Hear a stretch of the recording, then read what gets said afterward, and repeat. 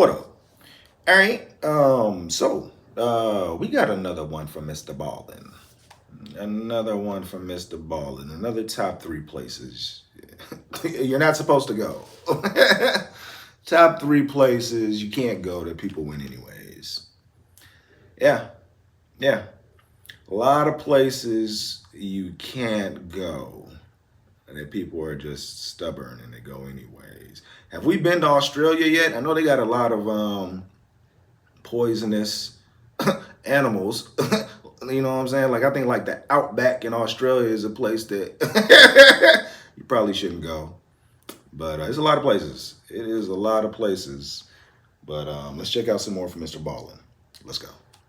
Today's stories are more anxiety-inducing than normal, so viewer discretion is advised. But before we get into today's stories, if you're a fan of the strange, dark, and mysterious delivered in story format, then you come to the right channel because that's all we do, and we upload 3, 4, even 5 times every week. So if that's of interest to you, please offer to give the like button a ride home, and as soon as they get in the car, immediately start chain-smoking cigarettes with the windows up and blare techno music at full blast, and then drop them off 40 miles.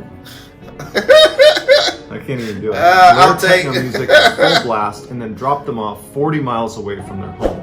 Also, please subscribe to this channel and turn on all notifications so you don't miss any of our weekly uploads. All right, let's get into today's stories. It's probably gonna be cave diving or something to me. He said it's more anxiety-inducing than normal. Some type of cave diving. The descent. Jesus.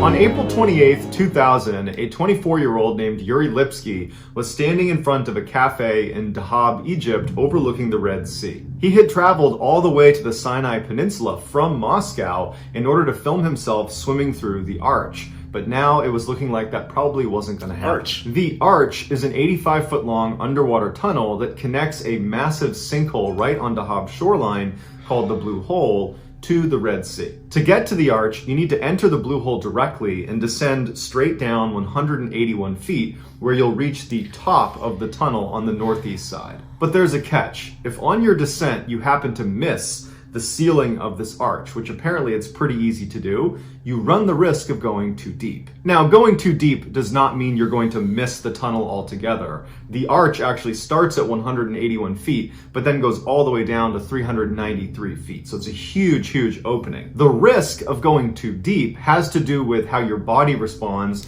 to the type of gas you're breathing. For those who are unfamiliar with diving, generally speaking, you have 2 types of dives. There's very familiar diving, where you breathe the same air that you breathe on the surface. They literally jam air directly into scuba bottles. You breathe that and you go down to 130 feet. That's the recommended bottom depth that you would go down breathing regular air. And then there is technical diving, where you breathe a special mixture of gases. Typically it's going to be a mixture of helium, nitrogen, and oxygen that allow you to go below 130 feet. This type of diving is exponentially more dangerous and requires all sorts of additional training. Because the minimum depth you would need to go to in order to access the arch is 181 feet, that puts you well in the technical diving range, which means you should be diving mixed gas and have special training and equipment. But year after year, people try to dive down to the arch and go through it on regular air. And year after year, people die doing it. When your body absorbs too much nitrogen, you can get something called nitrogen narcosis,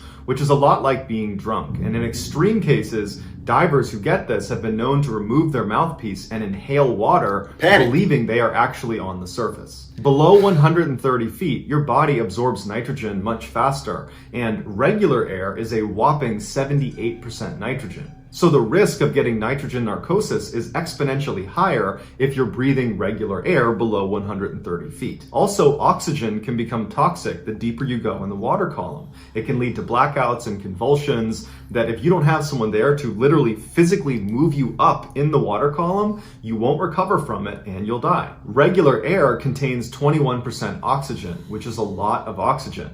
So if you're diving regular air below 130 feet, you are at an increased risk of developing O2 toxicity. Now, to be clear, it is possible on regular air to dive down to 181 feet and make it through the arch and come out the other side and be just fine.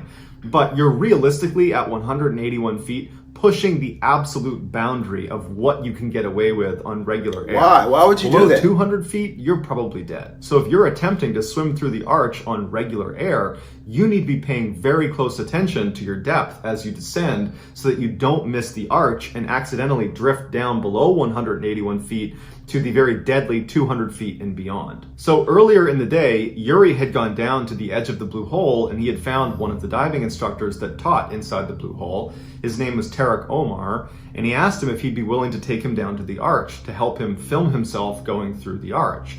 And Tarek said, yes, but I need to train you for 2 weeks before you're going to be considered qualified to do that. And you need a special setup with a special gas mixture to do this dive. And Yuri was like, well, I'm leaving in 2 days to head back to Moscow, so I need to do this dive now. 2 days? Anyway, you can do it today or tomorrow even. And Tarek was like, no, that's not how this works. And Tarek understood this more than anybody else, because in addition to teaching diving at the blue hole, Tarek's job was to dive down to the bottom and retrieve the dead bodies of inexperienced or overconfident divers that attempted the archway and didn't make it. Although there is not an official body count of how many people have perished inside of the blue hole, locals believe it's as high as 200 people just in the last decade. After Tarek was unwilling to take him without properly training him and outfitting him with the right equipment, Yuri thanked him and went on to a couple different other diving instructors with the same request. Will you take me in the next couple of days? And they all said, no, we need to train you and you need special equipment. He's gonna go so by finally, himself. after no one was willing to do this, Yuri just left. Jeez. Later that day, owners of cafes that overlooked the blue hole remember seeing a young man who was by himself walk to the edge of the blue hole. He puts on all of his scuba gear, he puts on a helmet and then straps a big camera to the top and ratchets it down. And then after he's got all his stuff on, he jumps into the blue hole and he disappears. That man was Yuri. A few days later, Yuri's family back home in Moscow did not see him get off the flight he was supposed to be on, and they reported him missing. Tarek Omar was contacted to go down into the blue hole and see if Yuri was down there. Tarek hopped in the blue hole, he went to the bottom, and sure enough, lying face down at the bottom was Yuri. When they brought Yuri to the surface, they realized his camera had been running the whole time, and he had actually filmed his final moments. Oh, wow. Yuri's final video exists online, so you can watch it for yourself, Okay. but here is a description of what happens. After situating his camera on his head just the way he wanted it, he hit record, and then he jumped into the water. It was determined later on that Yuri was breathing regular air out of his tanks. The camera submerges under the water, and then Yuri begins to sink very quickly into the blue hole. But his breathing seems normal, and he's not thrashing around, so it seems like it's a controlled descent. But at some point, you hear Yuri trying to activate his buoyancy compensator. Basically, it's this life jacket, to describe it simply, that sits on your gear that you have a demand valve where you can inflate and deflate the air into it to neutralize your buoyancy. Or in an emergency situation, you can fully inflate it and stop yourself from sinking. In fact, you'll rise to the surface. But he's trying to activate his buoyancy compensator to slow down his descent, and the air is escaping his compensator. There's a leak and he can't slow down his descent. Now, Yuri was wearing a weight belt, which is very common in diving. In fact, I don't really know of all that many dives that you wouldn't use a weight belt. And any diver knows that there is a quick release function on your weight belt. Specifically, if you're in an uncontrolled descent or if you're in an emergency situation and need to get to the surface, you can jettison your weight belt and go to the surface. But Yuri was panicking and he was fixated on his buoyancy compensator that he was desperately trying to activate, and it was failing. And so he's not going for his weight belt. And then he rockets past the entrance to the arch. So he goes below 181 feet, he goes below 200 feet, and he goes all the way to the bottom where he hits the bottom at 392 feet. And then he begins to slide because the bottom of the blue hole was actually at an angle, and that archway went all the way to the bottom of the hole. And if you slipped out of the blue hole, it was a sheer drop off for thousands of feet. Oh my and you God! see on camera, Yuri rolls over and he's desperately clawing into the mud to stop himself from sliding out of the blue hole to definite death. Oh my and he's trying to God! get himself to stop, and finally he anchors himself in the dirt, and it's calm for a second, and he's kind of looking around. It's very clear he's confused, and then it goes still. And it's believed at this point he either removed his mouthpiece because of nitrogen narcosis, he pulled it out and inhaled water, or he was dealing with O2 toxicity and he blacked out and the mouthpiece came out. But either way, he drowned. You immediately start sinking. They told you not to. Situated You get 2 an weeks of hour's training, drive bro. from Johannesburg in South Africa lies Sterkfontein Cave. Another the cave? is famous for the fossils that have been found there and also for its underground lake, whose walls look like Swiss cheese. There's all these tunnels that spider all over the place. Many of them are unexplored, and no one knows how deep the cave actually goes. In 1984, cave diver Peter Verhusel, along with 2 of his friends, decided they wanted to explore these passageways in the lake, and specifically they wanted to check out a chamber called Milner Hall, which was fairly far down in the lake. There was a guideline that was anchored from the surface of the lake all the way down into the different sections that had been explored, and this was so cave divers could hold on to it and make their way through without getting lost. Not that I've ever been cave diving, but from what I've read, there is one golden rule. You never let go of the guideline. And if you do, it better be extremely well planned, and you should do it with other divers present. Peter was a notorious risk taker and was the least experienced cave diver of the 3. When they entered the lake, they were all holding the guideline, and Peter was the 3rd back. And so they began descending down into the lake, and at some point, Peter's curiosity got the better of him, and he left the line to look at the wall where there was, something he wanted to look at. And luckily, the other 2 divers noticed it, they saw him, and they swam over and got him and brought him back to the guideline. And even though you can't communicate underwater, I'm sure they looked at him like, come on, don't do that. Dumbass. And they kept going down, and then once again, Peter's curiosity gets the better of him. He leaves the guideline and goes over and checks something else out. The other 2 divers notice again, they turn around, they grab him, and they pull him back. And now they're looking at him like, you can't do this, no more. And so Peter's body language indicated that he got it, and he was back on the guideline, he's not gonna do it again. And they continue down, and they're getting closer to Milner Hall when the first 2 turn around to check on Peter. He's gone. And previously, when they found him those other 2 times when he left the guideline, he was just over right against the wall, and he was easy to spot. But this time, he wasn't. They're looking around with their lights, and he's nowhere to be found.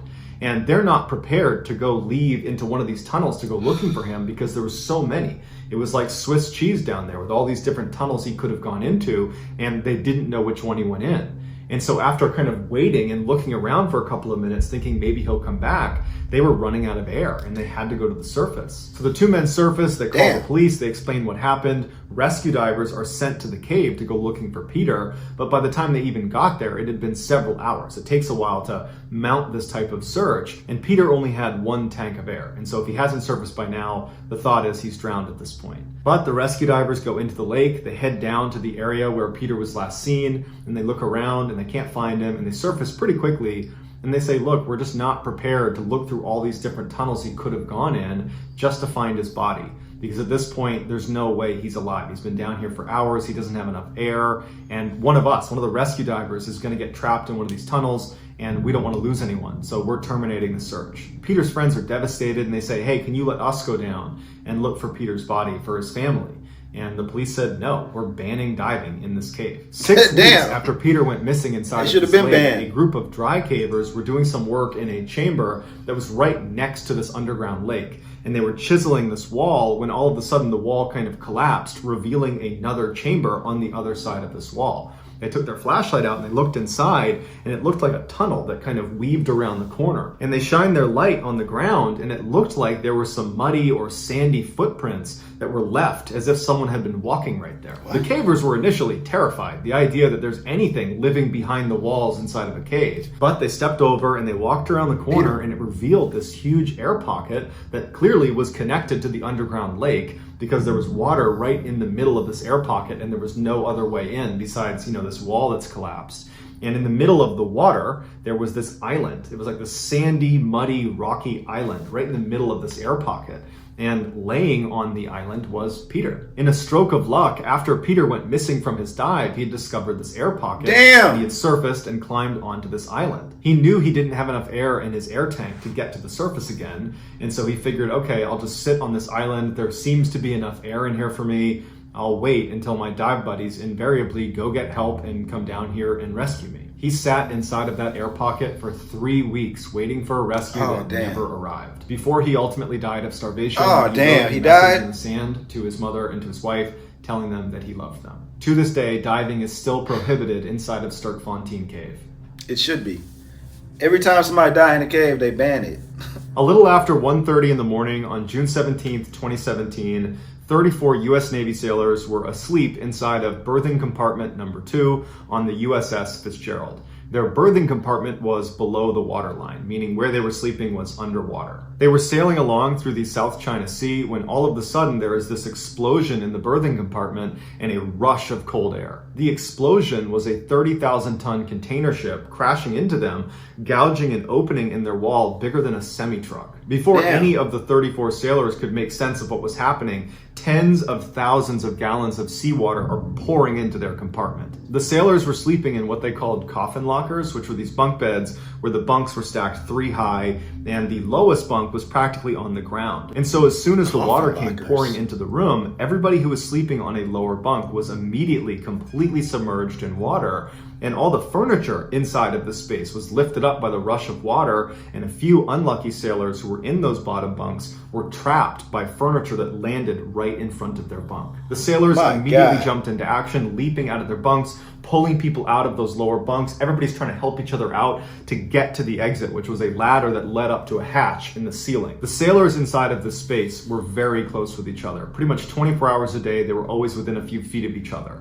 And so that explains why, as the water was rising and rising, getting up to their necks, they formed an orderly line as they all made their way up this ladder through this hatch. As they waited in line to get out of the space, the water was getting so high that they were tilting their heads to barely be able to breathe the space that was left inside of the room. And when the water is really cold, you involuntarily open your mouth. And so water was pouring into their mouths, making it very hard to breathe. As each man climbed the ladder and went through the hatch to relative safety, they would turn around and help the next guy up. And they remembered hearing this hissing sound, which was the sound of all the air being forced out of the compartment through this hatch as it filled with seawater. And then finally, the survivors that had made it out of the hatch were able to pull the last few guys that were in line to go up the ladder. They pulled them out, and then they realized they're short 8 sailors. But they're faced with this terrible decision because they need to shut the hatch and seal it. It's a procedure inside of a sinking ship to keep it from sinking. If they don't shut this compartment, they run the risk of killing more people on board the ship. And so they decide they're going to wait for a couple of extra seconds, and they begin yelling, "Come to the sound of my voice," in hopes that anybody that's still down there could hear them through the water and would swim to them. And then before they shut it, they poked their head down and looked, and they saw a glimmer of what looked like a man swimming away from the ladder. And they're thinking, why are they swimming away? Don't they know they need to come here? And they're yelling to this person, come back, swim to our voice. And then moments later, this burly sailor from Arizona named John Meade came out of the darkness and clambered up the ladder, and they pull him out, and he's coughing and he's gagging, and he said, "Gary Ream saved me. I was behind a locker. He pulled me out." And it dawned on the 2 sailors that saw that man swimming away from the ladder farther into the compartment that they had tried to stop, that they had tried to get back to them. That wasn't John Meade. That was Gary Ream. He was intentionally swimming back to save these guys. But now, in a cruel twist of fate, they had to seal the hatch, with Gary and 6 others still inside. At 37 years old, Gary Ream was a veteran of the ship. He referred to the other sailors as his kids, and when they were on land, he would invite them over to his house for holiday meals. He was approaching 20 years of service, and he was planning to retire soon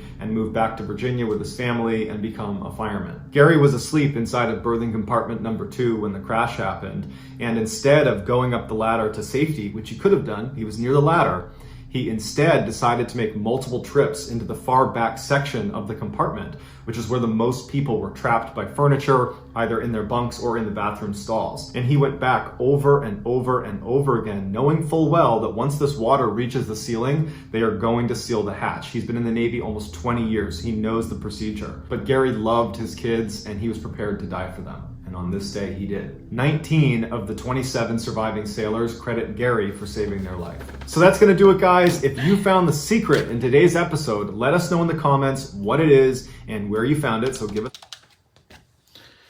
Woo! The Gary is a hero. Gary is that man is a hero. Man.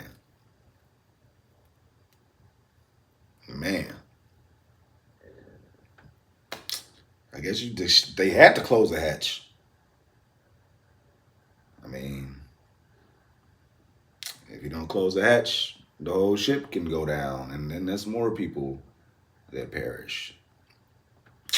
Man, was that a place you can't? How was that a place you can't go? How was that one of the places you can't go and people went anyways? Gary should have went. Gary's a hero.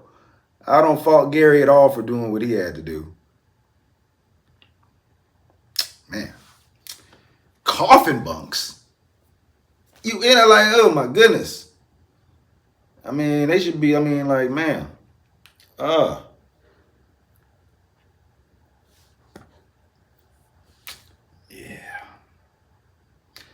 Yeah.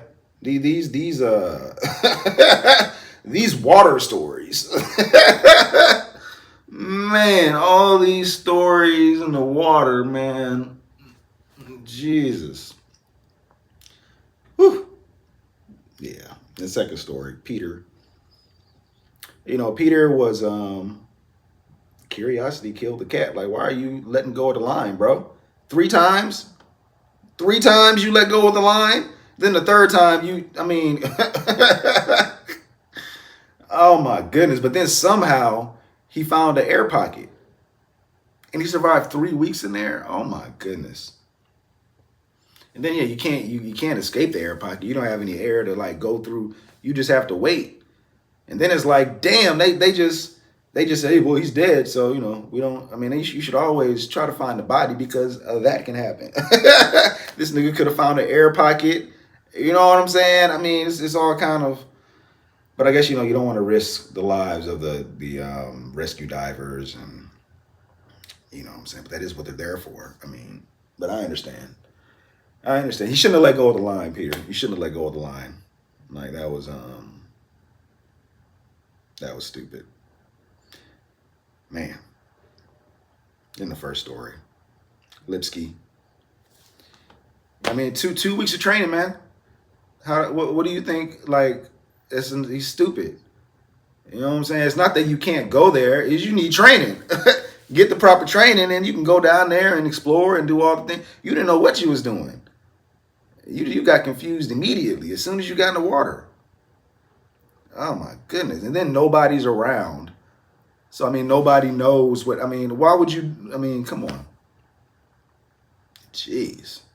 Because he had to rush back to Russia. He's trying to get back to Russia. Oh man, these diving stories. I think like it's more dangerous cave diving than it is like going to space. I mean, shit. I mean, in space, you just got a spacesuit. You breathe the air, I think. I mean, you don't got to, I mean, all these different chemicals in the gas you got to breathe at certain depths and descents and ascents and all that other shit. It's just more dangerous than being in outer space. Man, people still do it though. I do not understand why people still put their lives at risk to go down in the cave that's, you know, probably going to kill you.